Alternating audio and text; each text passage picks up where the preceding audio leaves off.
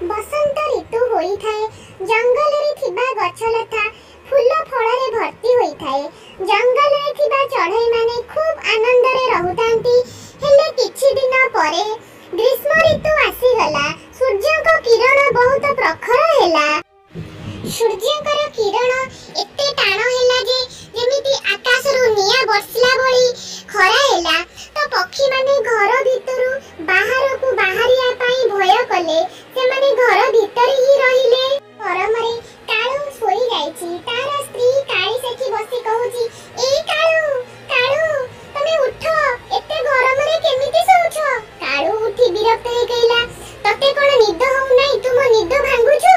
काळी कहिला, मु कोन करिबी, मते त ए गरम रे निद हेउ नाही। काळू कहिला, एबे मु कोन करिबी कह? काळी कहिला, चलो आमे ए घर छाडी जे बाहरे सोइबा। काळू कहिला, जा तू गछ ऊपर ही सोइबू। सुनी काळी चढ़ेती कहिला, नाही मु एका जेबी नाही, मते डर लागिबो। चलो सांग होई आमे दुई जण जेबा आउ नदी पठारे सोइबा। सेठी सुलुसुलिया पवन रे हमकु निद होई जिवो। या सुनी काळू चढ़ई काळी चढ़ईर कथारे राजी होई नदी पठाकु दुई जण सांग होई सोइबाकु घरु बाहरिले। तापरे काळू चढ़ई आउ काळी चढ़ई घरु जाई नदी पाखरे जाई पहुँचिले। नदी पाखरे सुलुसुलिया पवन सेमानकु बहुत पसंद आसिला। सेमाने सेठी जाई सोइबाकु लागिले। सकाळु टुनी चढ़ई नदी पठा दे जाउथिला। से देखिला काळू चढ़ई आउ ता स्त्री काळी चढ़ई नदी पठारे सोई छंती।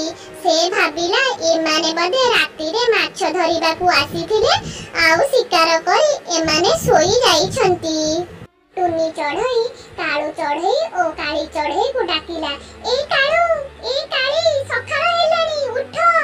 तापरे टुनी चढ़ईर कथा सुनी काळू ओ काळी उठी पड़िले। टुनी चढ़ई सेमानकू कहिला, तुमर कोन घर भांगी जाईछि, तुमे एठी सोईछ?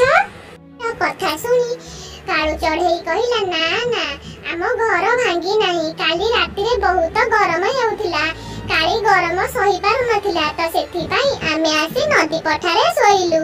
भल कल भौणी हमकु उठाई देल, एबे आमे आम घर को जाउछु। काळू चढ़ई आउ काली चढ़ई आसी तांको घरे पहुँची गले।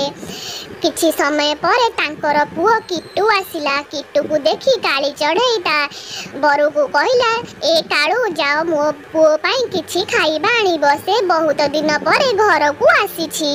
कहिला, मां घरे बहुत गरम हेउछि, मु जाउछि मार्केट जेबी आउ घर पई गोटे फैन नेकी आसीबी। या कहि किट्टूटी घरु बाहरी गला फैन आनिबा पई।